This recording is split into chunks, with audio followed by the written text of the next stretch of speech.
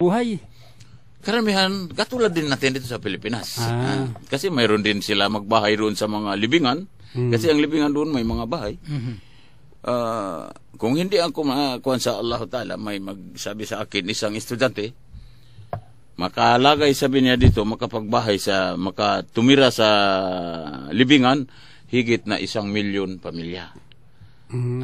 Ang kahirapan ng Egypt. Pero ang reason ni Hosni Mubarak, kaya siya magkakalawig ng kanyang pananatili sa presidente. Dahil upang maganda ang Egypt. Kasi pinapaganda niya ang Egypt. Ang mga tulay doon. Fight the poverty. Ganun. Ang mga daanan ng train galing sa loob ng lupa. At may isip pa siya, may plano siya, paggawa niya ng daan ng train papunta sa Mount Sinai. Sa Sinai. So, yun ang kwan. Pero, ang kalaban niyang mga ulama doon, dahil yung mga disco nila, ay mayroon. Mayroon. Yung doon sa Madinatul Buos. Nightlife. Meron sa yung Egypt. Madinatul Buos, yung lugar ng mga estudyante, sa kabila, kwan yan. Disco house. Disco house. Parang yun ang naayaw ng mga ulama. Kaya sinabi nila sa akin, mayroon gulo dito sa bandang huli sa Egypt.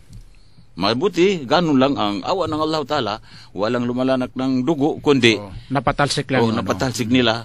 Dahil yun, kapag ayaw mo na ang Allah Ta'ala sa iyo, ay bumaba ka. Hindi katulad itong si Gaddafi. Marami na itong kwan. Hindi, similar. This is also similar to what happened to Gaddafi. Dahil kung matutungayan po natin at tayo ay sumaliksik sa pamamagitan ng internet and YouTube, makikita natin doon na during the regime pala of Gaddafi, itong bandang huli, nag-abuso rin yung mga anak niya. Biro mo, yung magagandang mga artista sa United States of America, in Hollywood, like Beyonce, Mariah Carey, nagkaroon pala sila ng sikretong pag-concert sa Libya, which is sponsored by the boys of Gaddafi, yung mga anak niya. So, ito ay hindi yan matago-tago sa tao. So, nalaman ito ng mga ulama, yung mga malamang ang sanhi ng pag-aklas din ng taong bayan ay dahil sa pagkadismaya ng mga ulama na they are not in a pure Islamic way of life. Kaya po, kung makikita natin, in the Quran itself, sinabi ng Allah, sa banal na kasulatan ng Quran, nung sinabi niya, وَمَنْ أَرَدَ عَنْ ذِكْرِ فَإِنَّ لَهُ مَعِيشَةً ضَنْكًا. Kung sino ang whosoever turn away from my sign will have bad life. Ibig sabihin nun, magkakaroon siya ng buhay na masalimuot. Masalimuot ang buhay. Magulo. So, magulo. So, ito ang word of Allah in Quran, which is the warning of Allah, na kapag ang tao ay tumalikod, ang mga Muslim pala, this is for the Muslim. Kapag ang Muslim ay tumalikod, tinalikuran niya yung mga salita ng Allah, ay magkakaroon talaga ng problema ang kanyang sa kanyang pamumuhay. Actually, hindi lang sa Muslim yan eh. Lahat ng tao. Tama. Pag tumalikod ka sa Allah, ay magulo ang buhay mo. Magulo. Lalo, nakita mo, meron bang, kahit na mayaman ka, kapag hindi mo sinunod ang salita ng Allah, magulo rin ang buhay mo. Kahit mayaman ka, marami kang problema. Pero gano'n, kahit halimbawa pulubi ka, mahirap ka, sinabi ng Allah Ta'ala, وَمَنْ يَتَّقِ اللَّهَ يَجْعَلْ لَهُ مَخْرَجًا. Kung sino matakot na tunay sa Allah Ta'ala, alagaan niya ang kanyang sarili, bigyan ko siya ng kapayapaan. وَيَرْجُكُهُ مِنْ حَيْثُ لَا يَحْتَسِبْ. At bigyan ko siya ng swerte, riziki, na hindi niya malalaman kung saan galing.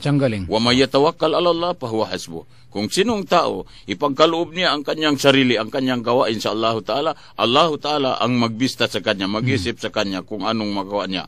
Inna Allah baligu amrihi, kad ja'ala Allahu likulli shay'in qadara. Ang Allah Ta'ala ang magtulong sa kanya sa lahat ng gawain niya. Ang Allah Ta'ala, kaya niya gawain anong gusto niya gawain.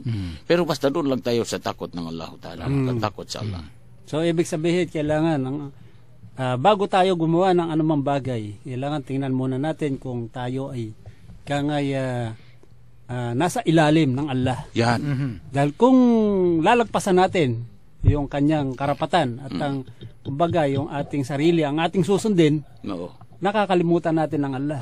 Yun. So bago tayo lumipat ng ikangay pag-uusap, dahil ang oras po natin ngayon ay alas 11:31, ay station ID po muna tayo pagpapakilala ng ating himpilan. Mula sa top-rated music station ng Dekada 80, ang WBL. Tuloy na naglilingkod sa inyo sa pamamagitan ng magaganda at piling-piling programa. Mula Lunes hanggang Linggo, aaliwin kayo ng aming kilalang mga komentarista at public service program. Ito lamang sa himpilan ng DWBL.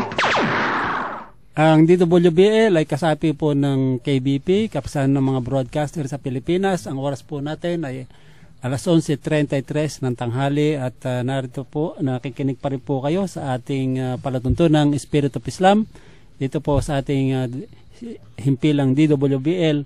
Pero bago po tayo pumalawat pa sa ating mga paksa, ay nais ko po munang bigyan ng pansin itong ating katanungan. Ipinadala po sa atin noong pang nakaraan. At ito pong katanungan ay nais po nating mabigyan ng kasagutan ng ating pong dalawang ikangay dalubhasa sa Islam. Ilan ba talaga ang naging anak nila Eva at Adan?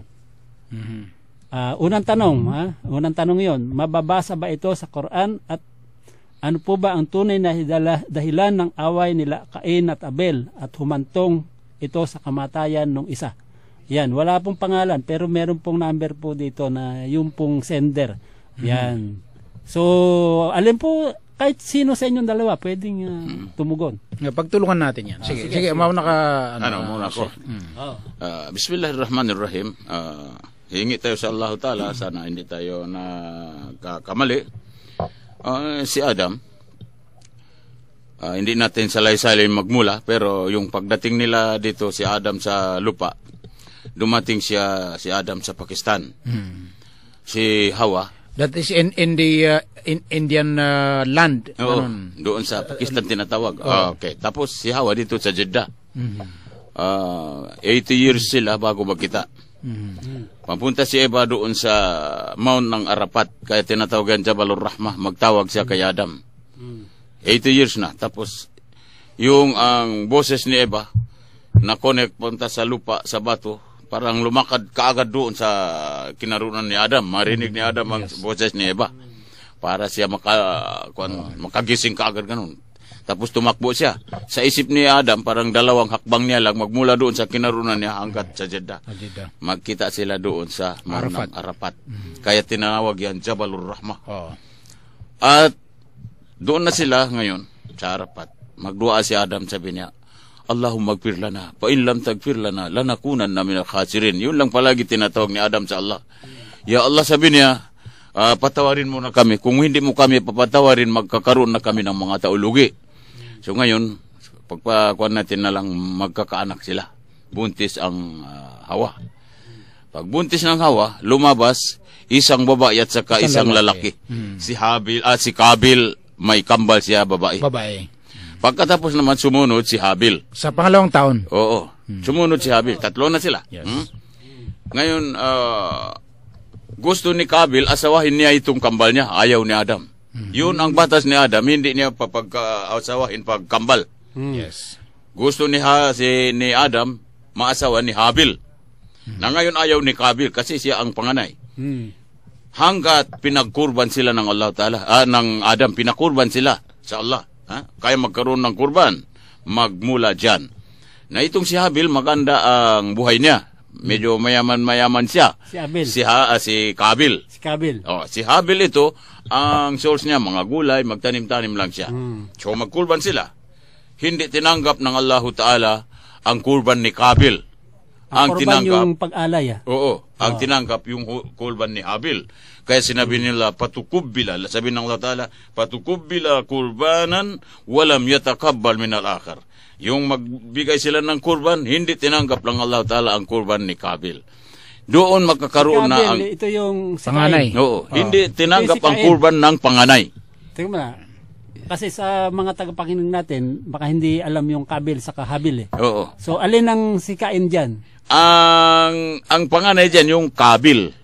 Ito yung Cain. Oo. Sa Biblia. Oo. Ang Habil, yung parang panganay. Yung si Abel. Oo. Ayan, Oo. Sige. Na ngayon, doon magmulat ang galit niya kay Habil. Habil. Oo. Kaya hanggat pinatay niya.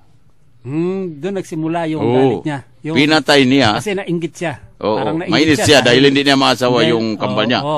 Tapos, makakita siya ng isang ibon, gurab, uwak, ganun sa desert.